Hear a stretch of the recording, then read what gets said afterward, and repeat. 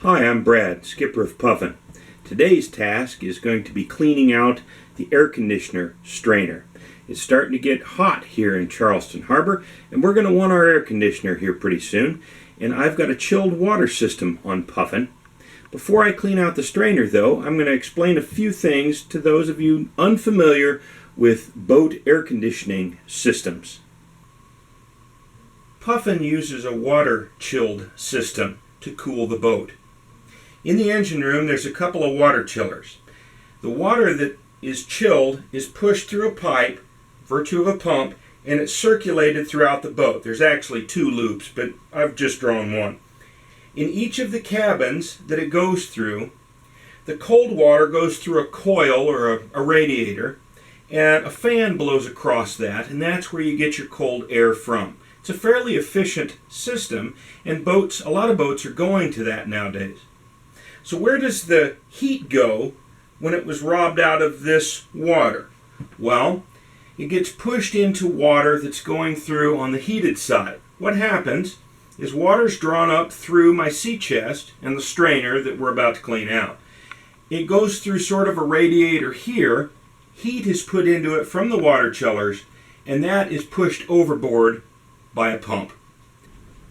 So an average fiberglass hull with an average through hull. You'll have a top piece that goes inside the boat, a bottom piece that goes outside the hull. And those mate together or screw together.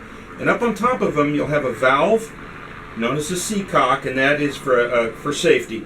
Water comes up through. You've got to be very careful that water does not get into the laminate in the sandwich layers of that fiberglass, or if it's wood, allow rot to get in.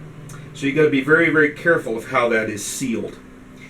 Typically, these are made out of bronze, and they'll be attached via wire to other metal in the boat, and that prevents galvanic or isolation of this where it could corrode galvanically.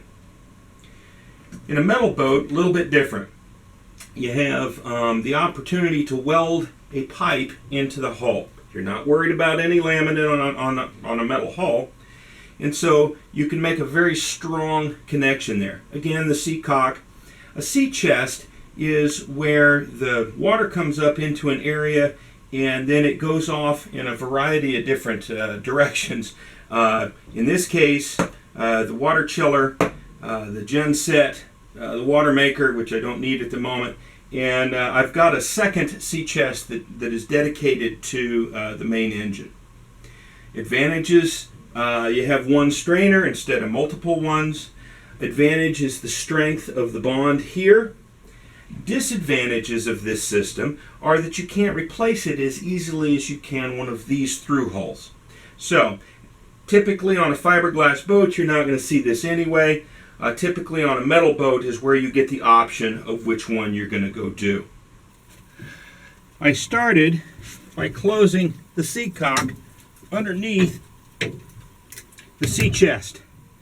I also closed off any valves that are going out of the sea chest. Next, using the ratchet set, I'm going to take off the top of the sea chest.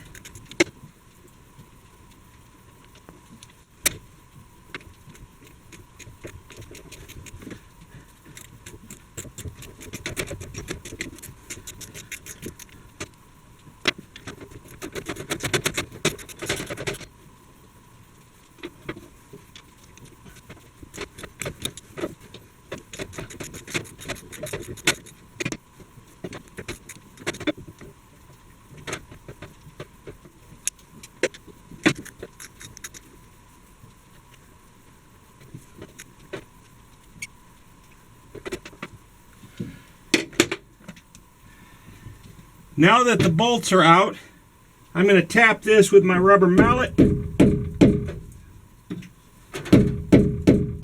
to free it up.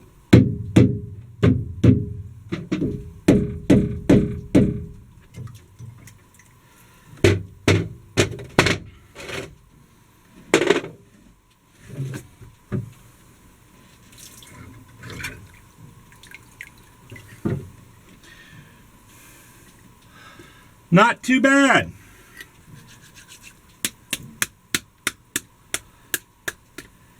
This is the strainer that prevents debris from going into the pipes. This is a little anode that goes on to prevent galvanic corrosion. I'm going to put that back, and now I'm going to replace the top.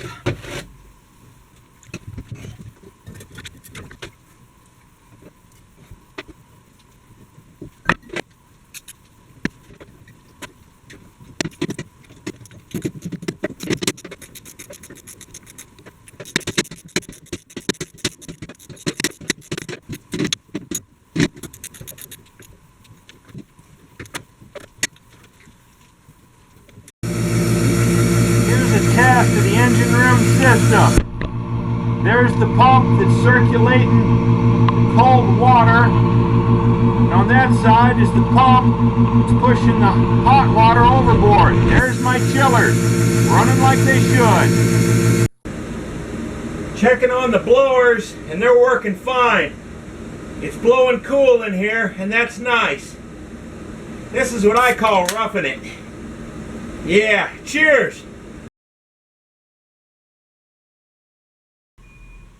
So on a metal hulled boat, you make new through holes by dropping your easel down and puncturing your hull. Okay.